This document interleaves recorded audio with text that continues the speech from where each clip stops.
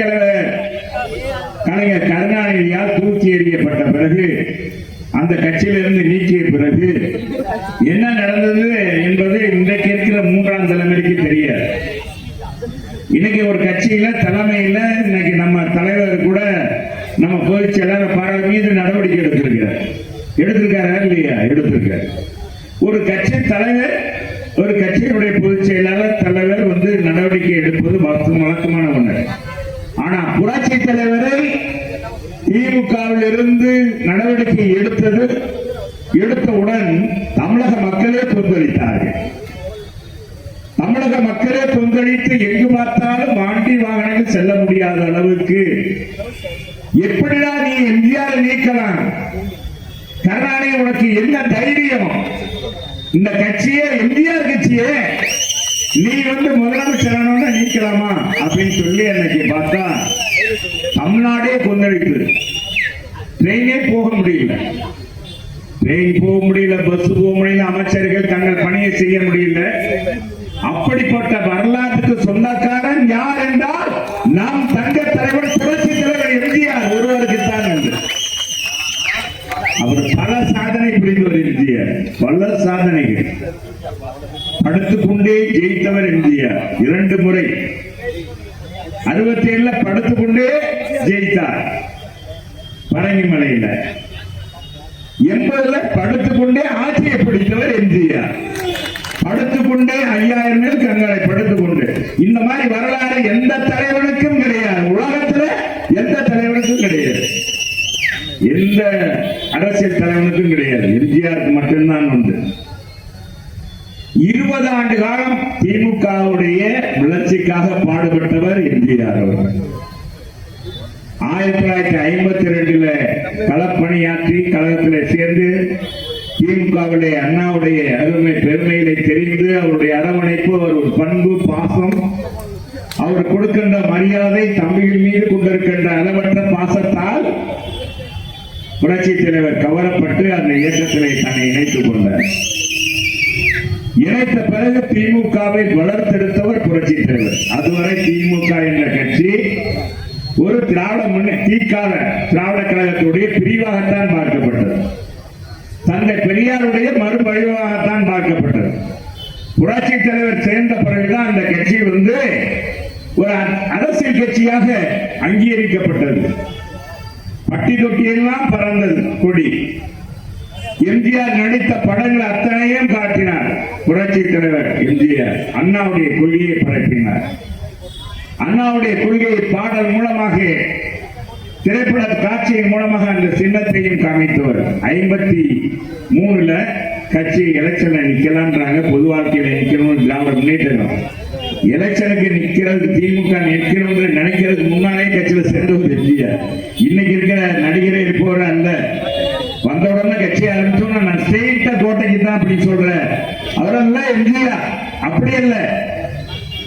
ஒரு கட்சி பொது வாழ்க்கையில தேர்தலில் நிக்க கூடாது என்ற முடிவெடுத்திருக்கிற நேரத்தில் அந்த கட்சியில சேர்ந்து, அப்புறம் அந்த கட்சி தேர்தலில் நிக்கலாம் என்று முடிவெடுத்த பிறகு அந்த கட்சிக்காக பாடுபட்டவர் எம்ஜிஆர்.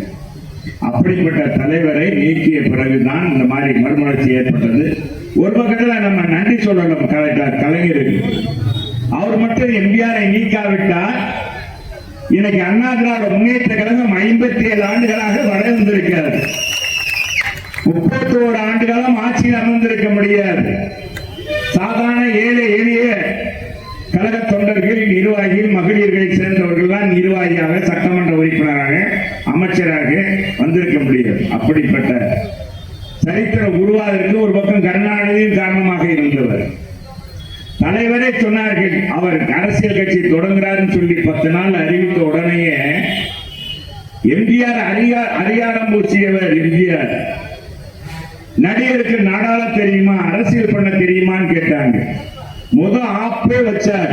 தன்னுடைய கொடிக்கு அண்ணாவுடைய உருவத்தை பதித்தவர் எம்ஜிஆர். தான் உருவாக்கின கட்சிக்கு அண்ணா பெயரை வைத்தார் எம்ஜிஆர். எவனும் அதை யோசிச்சா பார்க்கல. அப்படிப்பட்ட தலைவர், அன்பு பாசமும் கொண்டவர் அண்ணா. அண்ணா எம்ஜிஆர் மேல பாசம் கொண்டிருந்தார், எம்ஜிஆர் அண்ணா மேல் பாசம் கொண்டிருந்தார். அவர் கூட பிறக்காததான் ஒழிய ஆனால் அண்ணாவுடைய எண்ணம் என்பது என்ன என்பதை தெரிந்து பேசிய தலைமை கழக பேச்சாளர், அதுக்கெல்லாம் நான் போக விரும்பல. தம்பி ராமச்சந்திரன் தலைமை கழக பேச்சாளர் பேசினார், அதெல்லாம் வரலாறு, அதுக்கெல்லாம் நான் போனா திரும்ப நேரம் ஆயிரும். அதுக்காக நான் அதுக்குள் போக விரும்பவில்லை. இது வரலாற்றுக்கு சொந்தக்கார எம்ஜிஆர். எனவே அண்ணா மீது கொண்ட பாசத்தால் அண்ணாவுக்கு பிறகு அவருடைய பெயர், அவருடைய கொள்கை தான் தன்னுடைய கட்சிக்கு கொள்கை என்று அறிவித்து அந்த கட்சியை 6 மாதத்தில் வெற்றி பெற வைத்தவர் புரட்சித் தலைவருக்கு. 6 மாதத்தில் திண்டுக்கல் நாடாளுமன்ற தொடர் வெற்றி, கோவை மேற்கில் வெற்றி, பாண்டிச்சேரியில் நடந்த அந்த சட்டமன்ற தேர்தலில் வெற்றி பெற்று ஆட்சியை பிடித்தவர் அதிமுக. இப்படி வரலாற்றுக்கு வெற்றி மேல் வெற்றி பெற்ற கட்சி இந்த கட்சி. ஆக வெற்றி கர்ணன் கவச குண்டலத்தோடு பிறந்தான்னு சொல்லுவாங்க. அவருடைய உடம்பு உயிரே காக்கக்கூடிய, அவை வெற்றி பெறக்கூடிய கட்சி இது. எந்த தேர்தலாக இருந்தாலும் வெற்றி பெறக்கூடிய கட்சி தான் அண்ணா திராவிட முன்னேற்ற கழகம். அப்படி எம்ஜிஆர் இருக்கும் வரை பார்த்தீங்கன்னா திமுக ஆட்சிக்கே வர முடியவில்லை. அப்படிப்பட்ட வரலாறு.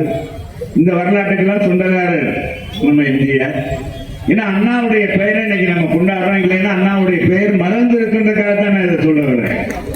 நம்ம இன்னைக்கு தமிழ்நாட்டே மறந்து இருக்கு. அண்ணாவுடைய ஒரு சாமானியன் தொடர் இருந்தார், அவர் கட்சி தொடர்ந்தார், அவர்னால் தான் தமிழ்நாடு என்ற பெயர் மாற்றப்பட்டது என்ற பெயர் வரலாற்றில் மறைக்கப்பட்டிருக்கும்.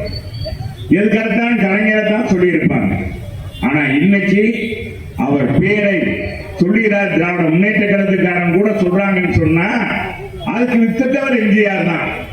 ஏன்னா நம்ம சொல்லி ஆகணும், இல்லைன்னா அதிமுக அவன் கொஞ்சம் கொண்டாடிடுவான் அப்படின்னு சொல்லி. இன்னைக்கு அவர் இந்த மாதிரி இல்லை. இன்னைக்கு மறைந்த அவர் எவ்வளவு காலம் ஆயிடுச்சு. இருந்த போதிலும் கூட பழசை மறக்காமல் நாம் நினைத்து பார்க்க வேண்டும். இன்னைக்கு 3ஆம் தலைமுறை இந்த இயக்கத்தில் எனக்கு தம்பி சோலை ராஜா பேரை சொன்னா இங்க பாத்தீங்கன்னா விசில் அடிக்கிறாங்க பாருங்க. இவங்க அண்ணாவை பற்றி எம்ஜிஆரை பற்றியே தெரியாது. எம்ஜிஆர் கட்சி தான் தெரியும். எம்ஜிஆர் மறையிலே இன்னைக்கு 37 ஆண்டுகளாக போயிட்டு. அப்படிப்பட்ட தலைவர், ஒரு பொன்மன தலைவர், கொடுத்து சொந்தக்கார உருவாக்கிய கட்சி இன்னைக்கு நம்ம இதனுடைய தலைவர், திராவிட இயக்கத்தினுடைய மூப்பெரும் தலைவர் தந்தை பெரியாருடைய கொள்கை உறவாமல் இந்த இயக்கத்திலிருந்து ஒரு கொள்கை கொண்டு வந்து தந்தை பெரியாருடைய கொள்கையிலிருந்து மாறுபட்டு உண்டே குலம் ஒருவனே தேவன் என்ற அடிப்படையில் நாங்கள் பிள்ளையாரையும் உடைக்க மாட்டோம், பிள்ளையார் சிலையும் வைக்க மாட்டோம் என்ற அடிப்படையில் அண்ணாவுக்கு தொடங்கினார். அதுக்கடுத்து பரிணாம வளர்ச்சியில தந்தை பெரியார் என்ன நினைச்சாரோ இந்த 69% இடஒதுக்கீடையும் அதிமுக தான் பெற்றுக் கொடுத்தது. சாதாரண சாமானியனுக்கு புரட்சித் தலைவர் எம்ஜிஆர் 50 விழுக்காடு இடஒதுக்கீடை பெற்றுக் கொடுத்தார் சாதாரணவர்கள். ஒரு பட்டியலின பெண் சத்தியவாணி முத்தை மத்திய அமைச்சராக ஆட்சி காட்டியது அதிமுக வரலாறு. சாதாரணமாக இந்த கட்சி மிகப்பெரிய சாதனையெல்லாம் புரட்சித் தலைவர் செஞ்சிருக்காரு. இந்த கட்சிக்கு முதல்ல பொருளாளரே பட்டியல் இனத்தை சேர்ந்தவங்க தான், தொடர்ந்து அவங்க தான் இருந்தாங்க. அவரைத்தான் கொண்டு வருவார் புரட்சித் தலைவர் இருக்கும் வரைக்கும். அதே மாதிரி அம்மா நம்ம தனமாலை சபாநாயகராக ஆட்சி காப்பியத்ததும் இருந்தது. ஆக அண்ணா திராவிட முன்னேற்ற கழகம் வந்த பிறகுதான் சாதாரண சாமானியர்கள், இந்த கட்சியில ஜாதி இல்லை, மதம் இல்லை. தந்தை பெரியார் ஆதிக்க சமுதாயத்தை ஒழிக்கணும்னு நினைச்சார், அண்ணாவும் அதை நினைத்தார். புரட்சி தலைவர் மறுமலர்ச்சியை உருவாக்கினார். பாருங்க, அவர் உருவாக்கின கட்சிக்கு எந்த சமுதாயம் பிற்பட்ட சமுதாயத்தை ஏற்றுக்கொள்ள மறுத்ததோ அதே சமுதாயத்து தலைவரை ஒருவரை புரட்சி தலைவர் அம்மா அவர்கள் இந்த இயக்கத்துடைய பொதுச் செயலாளராக்கி 6 முதலை முதலமைச்சராக்கின கட்சி இந்த கட்சி தான். எப்படிப்பட்ட கட்சி பாருங்க. அம்மாவுக்கு ஜாதி கிடையாது, மதம் கிடையாது. அவரே சொல்லியிருக்காரு, நான் பிறப்பால் ஒரு பிராமணத்தி தான், ஆனாலும் நான் இந்த ஆதிக்கத்தை விரும்ப மாட்டேன், சாதாரண ஏழை எளிய மக்கள் வரணும் சொல்லி அனைத்து சமுதாயத்திற்கும் பங்கு வேண்டும் என்றுதான் 69% இடஒதுக்கீடை கொண்டு வந்ததும் அதிமுக வரலாறு. இப்படி வரலாற்று படைத்தது அதிமுக. ஆனா திமுக முழுக்க முழுக்க அந்த அண்ணாவுடைய கொள்கையை மாறுபட்டு அண்ணா அவர்கள் இருக்கு வரை இந்த இயக்கத்திலே திராவிட முன்னேற்ற கழகத்திலே தன் குடும்பத்தை நுழையவே விடல, எந்த பதவியும் கொடுக்கல. அவருடைய துணைவியார் ராணியம்மையார் கோட்டைக்கு பக்கமே வரவிடல. அவருடைய மகனுக்கு பரிமளத்துக்கோ இளங்கோவுக்கோ எந்த பதவியும் கொடுக்கல. ஆனா டாக்டர் கலைஞர் என்ன செஞ்சாருன்னா நமக்கு தெரியும் வரலாறு. இன்னைக்கு அந்த கட்சி சுத்தமாக இன்னைக்கு கலைஞர் கட்சியாகவே மாறிவிடும், குடும்பமாகவே மாறிவிட்டது. அது ஒரு பிரைவேட் கம்பெனி. திமுக என்பது ஒரு பிரைவேட் கம்பெனியாக மாறிவிட்டது, கலைஞருடைய பிரைவேட் கம்பெனி. அதுல இருப்பவர்களா நீங்க நிர்வாகிகளா எடுத்து பாருங்க ஒவ்வொன்றாக.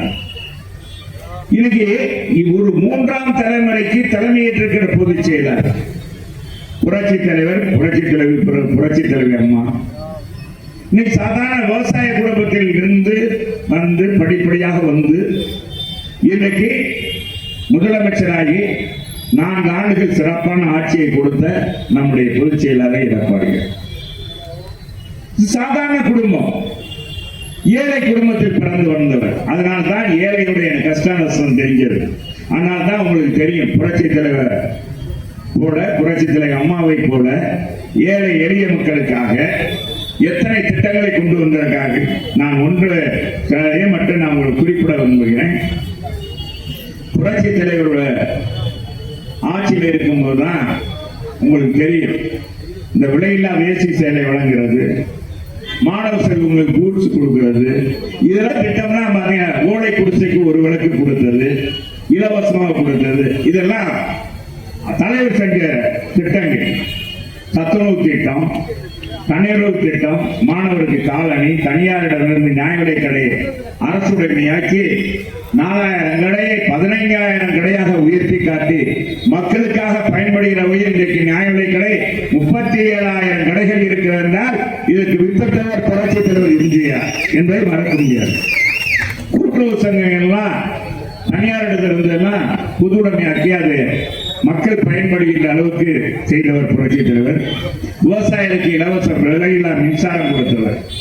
அதே மாதிரி அம்மா தொட்டில் குழந்தை திட்டம், அண்ணா திமுக வந்த பிறகுதான் தொட்டில் குழந்தை திட்டம் கொண்டாடப்பட்டது. மழைநீர் சேகரிப்பு, தாலிக்கு தங்கம் திட்டம், விலையில்லா அரிசி, விலையில்லா மடிக்கணினி. அண்ணா திமுக புரட்சி தலைவர் எம்ஜிஆர், புரட்சி தலைவர் அம்மாவுக்கு தான் ஏழையின் சிரிப்பில் இறைவனை காண்போம் என்றார் அண்ணா. உண்மையாக ஏழையின் சிரிப்பில் இறைவனை கண்டது அண்ணா திமுக கட்சி திட்டங்கள். ஆனால் எடப்பாடியார் 7.5% இடஒதுக்கீடு. மாணவ செல்வங்கள் சாதாரண ஏழை குடும்ப பிள்ளைகள், இங்க இருக்கிற டீ கடை மாஸ்டர் அவர் பிள்ளையா இருந்தால், காயை கடை விற்பவர் பிள்ளையாக இருந்தாலும், அரசு பள்ளியிலே மாநகராட்சி பள்ளியில படிக்கிற பிள்ளைகள் இன்னைக்கு 3446 பிள்ளைகள் டாக்டராக இருக்கிறார்கள். 3446 குடும்பங்கள் இன்னைக்கு டாக்டர் குடும்பம் என்று அறிவிக்கப்படுகிறது. 5 பைசா செலவில்லாமல் இன்றைக்கு இந்த பிள்ளைகள் எல்லாம் டாக்டராக வரப்போகிறார்கள். இந்த திட்டத்தை வகுத்து கொடுத்து சட்டமாக்கி நடைமுறைப்படுத்தியவர் எடப்பாடியார். கொரோனா காலத்திலே படித்து ஒரு வருஷம் வேஸ்டா போயிருமே, ஏழை பிள்ளைகள் எல்லாம் ஒரு வருடம் கூடுதல் படிக்க வேண்டியவை என்ற அடிப்படையில் அத்தனை பேரையும் பள்ளிக்கூடத்து பிள்ளைகள் எல்லாம் பாஸ் பண்ண வைத்தவர் புரட்சி தலைவர் எடப்பாடியார். பரீட்சை எழுதாமலே பாஸ் பண்ண வைத்தார். 11 மாதங்கள் விலையில்லா அரிசி கொடுத்தவர் புரட்சி தலைவர் எடப்பாடியார். விவசாயிகளுக்கு மும்முனை மின்சார திட்டம் கொண்டு வந்தவர் எடப்பாடியார். 11 மாதங்கள் விலையில்லா அரிசி, விலையில்லா பருப்பு, சமையல் பொருட்கள் கொடுத்து 2 முறை 1000 கொடுத்து, பொங்கல் தொகுப்பு 2500 ரூபாய் கொடுத்து சட்ட ஒழுங்கை பேணி காத்தவர். அப்படிப்பட்ட ஆட்சி இன்னைக்கு வேண்டும். மக்கள் எங்கு பார்த்தாலும் புரட்சி தலைவர் எடப்பாடியார் இன்னைக்கு புரட்சி பயணம் தொடங்கினார்.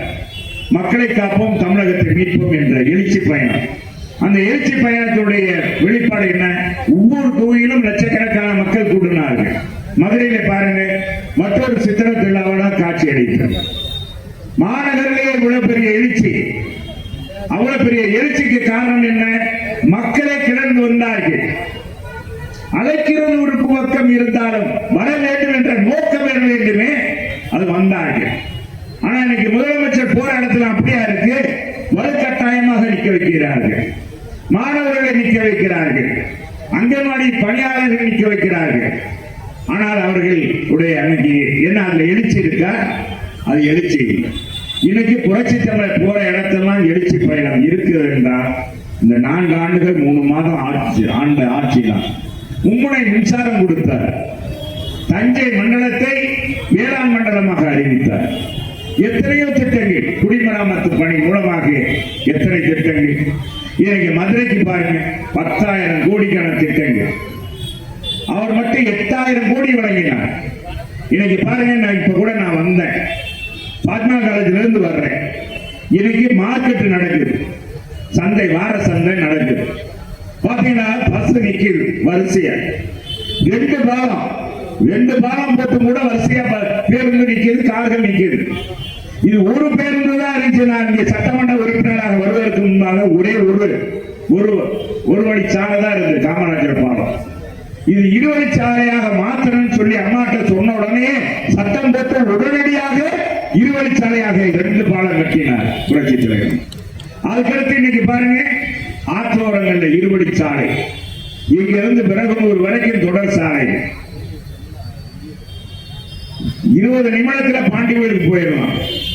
மதுரை 4 மாசிகள் உலகத்தரம் வாய்ந்த சாலை. இன்னும் 40 ஆண்டுகளுக்கு குடிநீர் பிரச்சனை இல்லை என்ற வரலாற்றை படைக்கின்ற முல்லை பெரியார் கூட்டு குடிநீர் திட்டம். இன்னைக்கு 17 லட்சம் மக்கள் பெருக்கம் தமிழகத்தை மதுரையில் இருக்கிறது. இன்னும் 40 லட்சம் மக்கள் பெருக்கம் ஏற்பட்டாலும் கூட மதுரையிலே குடிநீர் பற்றாக்குறை வராது என்ற சட்டத்தை உருவாக்கி கொடுத்தவர் புரட்சி தலைவர் எடப்பாடி. தூய்மையான குடிநீர் மக்களுக்கு தங்கு தடையின்றி 24 மணி நேரம் கிடைக்கிறது வலுவகை செய்தது கட்சி அதிமுக. நான் கேட்கிறேன் சகோதரர்களே, மதுரையில இந்த பார்த்தாலும் இன்னைக்கு பெரியார் பேருந்து இல்லை, எவ்வளவு அற்புதமாக இருக்கிறது. அங்க மல்டி காம்ப்ளெக்ஸ் கட்டப்பட்டிருக்கிறது.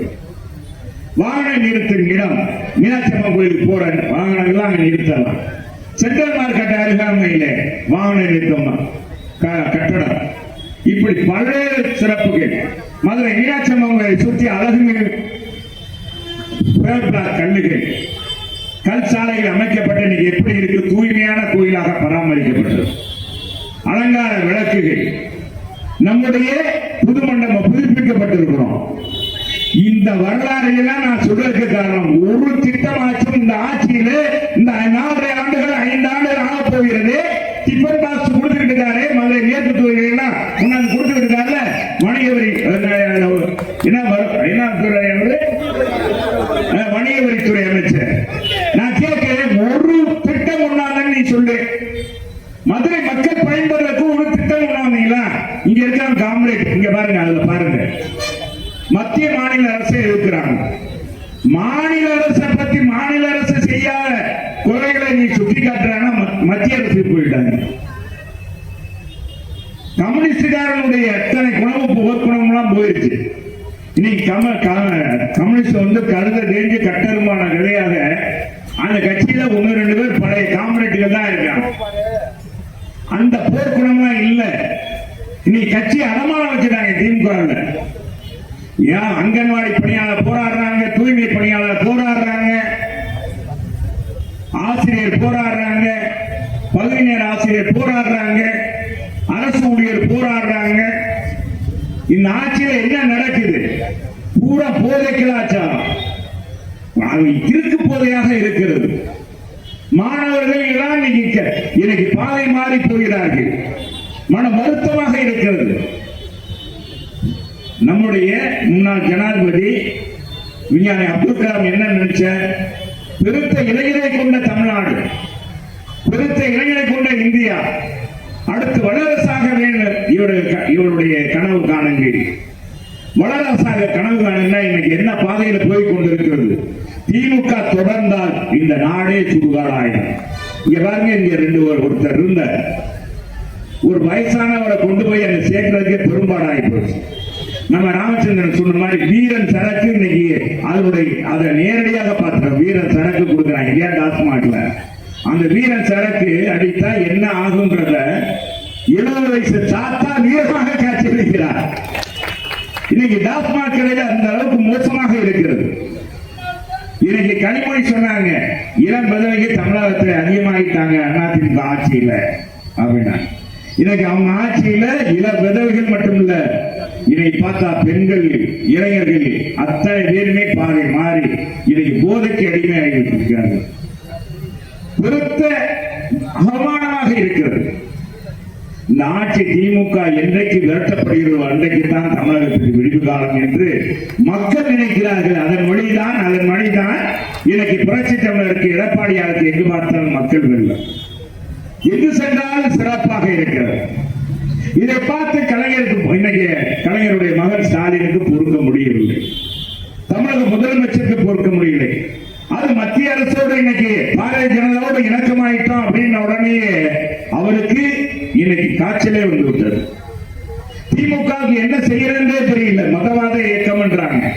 அந்த கட்சியோட ஆட்சியில இருந்தவங்க, அவங்க பங்க வைத்தவங்க, அவங்க பாரதிய ஜனதாவோட கூட்டணி நிற்கும் போது நீ இல்லையா எங்களை அடிமை என்று சொல்றதுக்கு திமுக என்ன யோசனை இருக்கு? 2016 நீ என்ன செஞ்சீங்க? என்ன நடந்தது? அறிவாலயத்தில் மேல ரெய்டு நடக்குது, தயாளமான கேள்வி கேட்டு இருக்கா சிபிஐ, கீழே கூட்டணி பேச்சுவார்த்தை காங்கிரஸோடு நடந்ததா இல்லையா? இல்லை என்று மறுக்க முடியாது. 2011 எந்த காலத்திலும் திமுக காங்கிரஸோடு கூட்டணி வைக்காது என்று சொன்னவர் தானே கலைஞர். அதை காட்டிலும் நான் காங்கிரஸோடு கூட்டணி வைத்தால் பிரச்சாரத்துக்கே போக மாட்டேன் சொன்னவர் தான் இன்னைக்கு இருக்கிற முதலமைச்சர். அவர் தான் இன்னைக்கு காங்கிரஸை இன்னைக்கு தட்டி பிடித்துக் கொண்டு இருக்கிறார். இன்னைக்கு கூட ஒரு சின்ன சம்பவத்தை நான் ஒரு பத்திரிகையில பார்த்தேன். சீமான் சொன்னது மாதிரி திமுக மட்டும் நம்மள மாதிரி 2016 எப்படி தனித்து நின்று நம்ம ஆட்சியை பிடித்தோம் இல்லையா, அது மாதிரி நீ தனித்து நின்று நீ வெற்றி பெற முடியுமா? தனித்து நின்றா திமுக 8% வாக்கு கூட கிடைக்காது. சீமா ஒண்ணு அது தங்கமா சொல்லியிருக்காரு. உண்மையான நிலவரம் அது. இன்னைக்கு மக்களுடைய எதிர்ப்பு அலைகள். ஏன்னா இன்னைக்கு மதுரையில் மட்டுமல்ல, எங்குமே இன்னைக்கு எந்த வளர்ச்சி பணியும் நடக்கல. 100 நாள் வேலை திட்டத்தை 150 நாளாக கூட்டுவோம், 100 ரூபாய் கேஸ் மணியும் தருவோம், நீட்டு தேர்வு ரத்து பண்ணுவோம், மாதம் ஒரு முறை மின் கட்டணம் கணக்கெடுப்போம். இதெல்லாம் எங்க போச்சு? டாஸ்மாகை மூடுவோம், எங்க போச்சு? இன்னைக்கு நமக்கு இந்தியாவிலே அதிகமாக மதுவிலக்கு மூலமாக வருமானம் வர்ற ஒரு மாநிலம் இது என்றால் தமிழ்நாடு. 50,000 கோடி வருகிறது. 50,000 கோடி எவ்வளவு கேவலமாக இருக்கிறது. இன்னைக்கு எல்லாரும் நம்ம காலத்துல என்ன செஞ்சாங்க? அதிமுக ஆட்சி காலத்துல ஒவ்வொரு ஆண்டும் நம்முடைய நீட்டு தேர்வுல எவ்வளவு பேர் வெற்றி பெற்றாங்க, எஸ்எஸ்எல்சில எத்தனை சதவீதம் வந்தது, எத்தனை சாதனை படைக்கும் அப்படின்னு நம்ம பார்ப்போம். இப்ப ஒவ்வொரு தீபாவளிக்கும் எவ்வளவு சரக்கு நீ வித்தது இன்னைக்கு கணக்கு போடுறான் திமுக ஆட்சியில். இன்னைக்கு எவ்வளவு தூரம் விற்கிறது, இந்த ஆண்டு கூடுதலாக விற்கணும் அப்படின்னு சொல்றாங்க. ஒவ்வொரு ஆண்டு கூட விற்கணும். அதுக்கு திமுக இன்னைக்கு அது வரைமுறை வைக்கிறாங்க.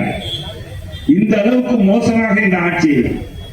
நாங்க சொல்லல, தமிழ்நாட்டு மக்களே இன்னைக்கு விரும்பி கூட நீங்க உதயநிதி சூரியன் பக்கம் திரும்பி கூட பார்க்க மாட்டாங்க. ஒருவர புரட்சி நடக்க போகுது. அது 67 நடந்த மாதிரி எப்படி காங்கிரஸ் பேரறிஞர் தந்தை அண்ணா அவர்கள் சாதுரியமாக எப்படி வெற்றி பெற்றாரோ, காங்கிரஸ் ஆட்சியே இந்த மண்ணில் இல்லை என்ற வரலாற்றை படைத்தாரோ, இன்னைக்கு எத்தனை ஆண்டுகள், 67 பிறகு இன்னைக்கு எத்தனை ஆண்டுகள் ஆகிவிட்டது பாருங்க. 67 பிறகு காங்கிரஸ் இந்த ஆட்சிக்கு வரவே முடியவில்லை. அதே மாதிரி 26 இனிமே திமுக என்ற கட்சியே ஆட்சிக்கு வர முடியாத என்ற நிலையை உருவாக்க போறவர் அண்ணாவுடைய மறுபிறப்பாக இருக்கின்ற எடப்பாடியார் என்பதை நீங்கள் எல்லாம் புரிந்து கொள்ள வேண்டும். இன்னைக்கு அண்ணாவுடைய பிறந்த நாள்ல நம்ம என்ன இதெல்லாம் சூடுரைக்க வேண்டும் என்றதான் என்னுடைய வேண்டுகோள். எனவே இந்த நாட்டில் ஏமாற்றுவர்கள் ஏமாற்றிக் கொண்டே தான் இருப்பார்கள். திமுக ஏதாச்சும் ஒரு திட்டம், அவங்க 6 முறை ஆட்சியில வந்தோம்ன்றாங்க. என்ன செய்தீர்கள் நாட்டுக்கு? என்ன திட்டம் கொண்டு வந்தீங்க? எங்க காலத்துல கொண்டு வந்த திட்டம் மாதிரி புரட்சி தலைவர் அம்மாவுடைய திட்டங்கள் இன்னைக்கு சாகா வரம் பெற்ற திட்டங்கள். எளிய மாணவர்களுக்கு அறிவு சார்ந்த கல்வி கிடைக்கிறது. என்ன திட்டம் கொடுத்திருக்க? 1000 ரூபாய் கொடுக்கறதுனால என்ன பிரயோஜனம்? அந்த ஆட்சி இல்லை.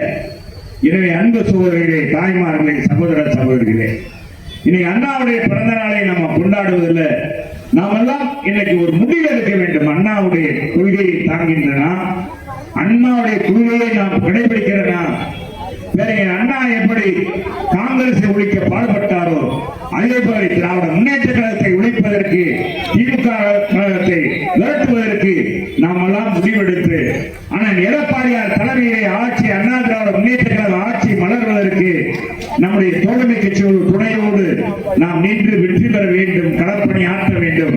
களப்பணி ஆற்ற வாருங்கள் வாருங்கள் என்று அழைத்து அண்ணாவுடைய பிறந்த நாளை உங்களை எல்லாம் சந்திக்கின்ற வாய்ப்பை கிடைத்தமைக்கு நன்றி கூறி விடைபெறுகிறேன். நன்றி, வணக்கம்.